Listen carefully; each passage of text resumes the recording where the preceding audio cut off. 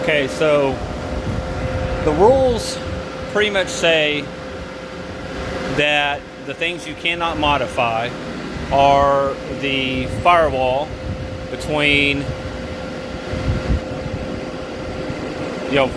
basically the firewall that goes between the engine compartment and the passenger compartment, other than being able to run anything that's necessary through it, like fluid lines and such. The other thing you cannot modify are the pillars. The pillars are what go between the body and the roof. Like in here, you go from the body to the roof. Same here, body to roof. You have an A pillar, a B pillar, and in this case, kind of a small excuse of a C pillar. If you look at it from the outside, A pillar, B pillar, C pillar. All right. The other thing is the inner and outer roof structure cannot be modified. So it doesn't specify any part of it. It just says the roof structure from. So that I can't do anything with that. I can replace the skin, which I don't really see a point. But if you wanted to go to a lighter skin composite or something, you could swap that out, but it must have one of acceptable material. And the floor pan within those dimensions from the firewall, or bulkhead is the term that they use, and the center line of the rear axle. Now you see why the center line of the rear axle is important. Anything outside of those lines, so we'll say from the center line out, from the line that your pillars make out, and from the line that your firewall or bulkhead makes out, is open game. Is in modified class at least is unregulated. Now the body must retain a recognizable to that model, make and model, a recognizable shape. So in this case, you want to keep the general shape of the doors. You want to keep the general shape of the quarter panels, of the roof, of the hood, of the fenders, of the front and rear bumpers. They can be modified. They can be changed up. They can be replaced with variations of it, or wider fenders or whatever. Scoops in them, vents in them, stuff like that, but they must stay in place. All right. The look beyond that, like headlights, tail lights, stuff like that goes on the car is fine, as long as it looks like it's part of the car. Basically, like if it's a decal or a sticker or painted or whatever, is perfectly acceptable. I don't plan on necessarily going that far, but I'll probably gut the headlight assembly when I get up here to just the lens and have it really nothing to it. And that will allow me, because I'm also going to change a lot of this up here, will open up the engine bay up here for me to do a couple other things that I wanted. Same thing with the tail lights. Really going to kind of keep them really not. I'm not going to do much with them because they do fill in this C pillar area between the hatch and where the window line is. I have to keep the hatch, and I can modify it. I can add a wing to it. I can do stuff like that, which I will be looking at doing stuff like that. I do have to keep glass, or in this case polycarbonate windows, plastic windows that are clear in the doors and on the front windshield. There is really no regulation as to what I can do on the rear quarter windows and the hatch window. I am still going to put something in there. I'm going to go with the same polycarbonate that I am putting on the windows, on the back windows. I want the inside of the car kind of sealed off. I don't want all the dust and dirt and everything coming in. So I am going to kind of close things up, seal things off a bit, and make that a little bit better. As of keeping things out and still having the car not watertight, but trying to keep some of the dust and dirt down. What I am going to do though is, since I am pretty much unregulated as of what I can do from the center line of the actual back, which look is not much space. I mean, a couple of feet, you know, is I am going to gut pretty much everything back here. Which is also why I'm reinforcing the subframe area, and instead of having your strength in your cross section built into your bumper rear collision area, I'm going to have it tied in here so I can pull a lot of the metal out of here and here and here up to my C-pillar. That's going to open things up. Not only are we looking at maybe losing some weight, but on the bottom side of the car, if you'll look real, this gets rid of all of that, which means now I'm going to have a huge opening, say from there, and this fan off, you can hear me, from there up to way up here where the bumper is, and I can kind of modify the bumper as necessary and cut it away some so it's not a wind catch. But the other thing is going to be, I'm getting rid of the fuel tank. So I've got a little 2-gallon fuel tank I'm going to use that eliminates this whole area. So now I'm going to be open pretty much from, let's see if I can get the focus, where you see the exhaust coming down, where that line, that reinforcement plate that I was telling you about, that the frame rails go to, that back is now going to be fairly open, except for having to work around the subframe, and is going to actually go up quite a bit. I am going to that space in an effort to build a diffuser area that will help bring a low pressure to the car in the rear, and basically from behind the seats, so about, you know, just behind the middle of the car is probably about right here. So from about here back is going to be a diffuser area, which will bring a low pressure here and bring the back of the car down at speed as air is traveling underneath the car. That does also mean I need to get the car as flat as possible, which means I'm going to have to put a flat plate on the bottom of the car as far forward as I can to that line, and then the diffuser build back there. That means at speed that should help hold the back of the car down, keep it more solid, more stable, which means when I come into a corner at speed, maybe I can carry more speed because I'll have more downforce. That brings me to aero up here.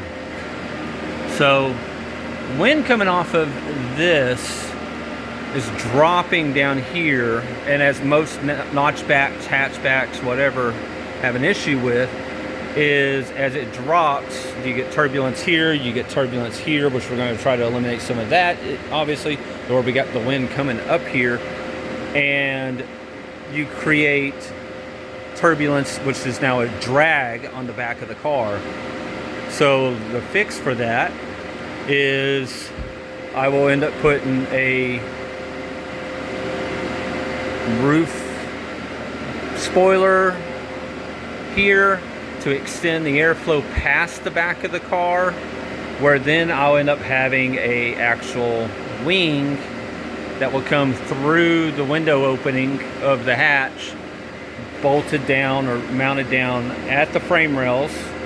So if you think at even the angle of attack, that's going to come all the way down here and push on the car, and then have that wing up above it. So the wind now is going to come off the roof of the car, off the spoiler, will be cleaner instead of dropping and tumbling off the back of the car. Will come off the car and then under the wing and through the wing as hopefully, I mean, obviously I have no winds to play with here, but everything I can try to study to try to do that as accurate as possible to get, again, nice clean downforce on the back of the car to keep the car planted to the ground as much as I can. I'm going to probably pretty aggressive, large, and radical with it to try to get, without getting so much angle that I'm getting a stall, to try to get some downforce at the car or on the back of the car, especially considering we don't really go that fast, you know, maybe 60 miles an hour or something. So you're trying to get everything you can at a very relatively low speed. So I'm hoping that the very large diffuser, a decent sized wing, and a spoiler to help smooth the air off of the back of the car is going to help a lot.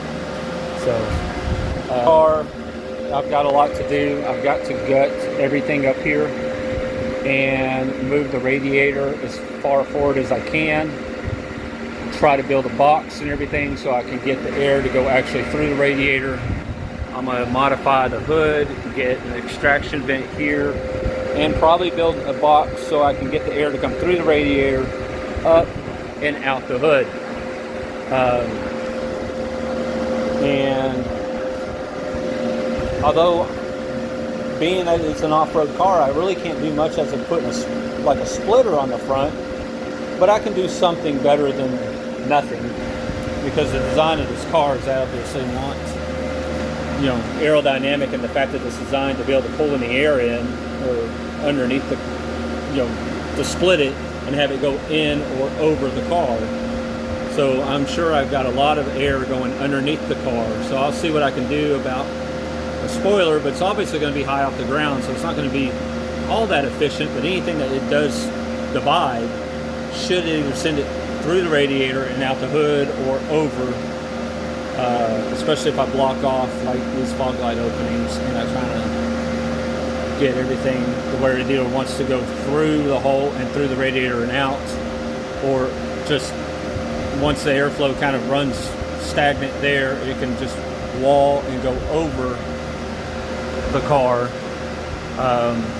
and then that will also help me lose a lot of weight up here and gain me some space up here, so I can do things like figure out where the hell I'm going to put a fuel tank, which is actually fairly small as you see, but I don't have a whole lot of room to work with, so I'm going to have to move some stuff around and figure out what I can do. But the idea is to keep every bit of the drivetrain weight on the front, so at really low speeds, cornering speeds, this weight on the front wheels, or even better, if you notice, the best thing is the engine is actually in front of the wheels. I can keep all the weight I can as far forward as possible,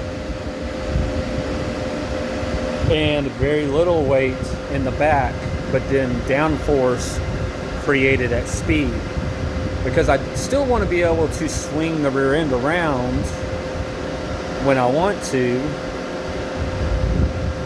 during cornering, but I need to be able to have this planted. So it's going to be a balancing act of weight distribution and downforce, aero, that kind of thing. So anyway, not really going to do anything performance-wise to the engine at this point. I have debated on getting rid of the intake being necessarily underneath the hood, and I am allowed to move it into the firewall or into the cabin, and I've debated on doing that. As simple as that is, just turning this, extending some wires, and having that go that way, which would open up space there. Does that mean I can end up moving the battery there and put the fuel tank there? Possibly. We'll play with some ideas, but at the same time, I want to be able to close off openings in here, get the air to where it wants to actually get out of here. And then part of that is going to be getting air to actually want to extract out of the wheel wells. So I am likely to end up cutting the fenders here, bringing them in, getting them out, the air out, maybe putting some some walls right here so the air stops and kind of comes around, and that way it helps extract, create a low pressure in here and get the air out of there. I'm going to play with a couple of different ideas, but primarily weight loss is the number one concern. Weight distribution is the number one concern, and then we'll start playing with the aero bits once I get the weight. So we're going to focus on that first, and kind of go from there. So, and at this point, this is a long enough video just trying to explain where I'm at, what my intentions are, and what my plans are. Sorry for the background noise. It's probably still 95 degrees, even though it's probably, I don't know, what, 7 o'clock or something at night. Sun's starting to go down. I don't know. But the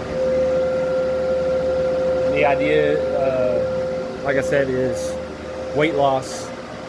Can I get it down to 2,000 pounds? I don't know. I don't think so, honestly, but that's my goal. If I start there and go from there. I am going to panel off all my openings for a couple of reasons. I like the cleaner look. It's kind of like growing up in the drag race world. You always like, not always, but I mean a lot of people like to put panels and everything over and have everything nice closed off and finished. To me, it's also a safer thing in the fact that there's no sharp edges, there's nowhere for anything to fall into, stuff like that. So it's a nice attribute. Plus, if you bead roll and roll the edges and all that of your panels, it's still just a lightweight aluminum panel that adds strength to, say, your doors. This door closed is solid, but you open it up and there's not much holding that door together. So if you had a panel that actually enclosed it and you had the edges rolled, all the way over, and you had a bead rolled, say, cross pattern or whatever in it, that would strengthen this and not have it so flimsy. It's so flimsy now, I'd be afraid to lean on it with it open and it just collapse. So, get it closes so nice. So I am going to do things like that to try to clean things up. Obviously in the rear, I need to close it all up, seal it off, make sure the air flows the way I want it to, and see what I can do from there. So I'll keep you all informed and along the ride. Join me for the journey. Let's see what we can do. It's about getting this car down maybe a few hundred more pounds. So far, I figured I've been weighing everything on a scale, and I think I'm down to like 130, 140 pounds off of it so far. And I'm going to try to, like I said, my goal is 500. 400 would be pretty nice. I mean, that would put me at about, say, 2150 or so, 2100. That would be, I think, a nice achievement. So let's see what we can do. I think everything, especially with the aero, once added, is going to be a really, really nice package. Most definitely, even 300 or 400 pounds is going to make a difference in how the car performs, especially when you consider proper weight distribution. I'll put it on the scales. I'll try to get the weight where it needs to be and evenly distributed, front to rear, side to side. Well, front to rear the way I want it, and side to side even, especially with me sitting in the seat. So anyway, until next time, I'll keep you informed. So let's see where we go from here.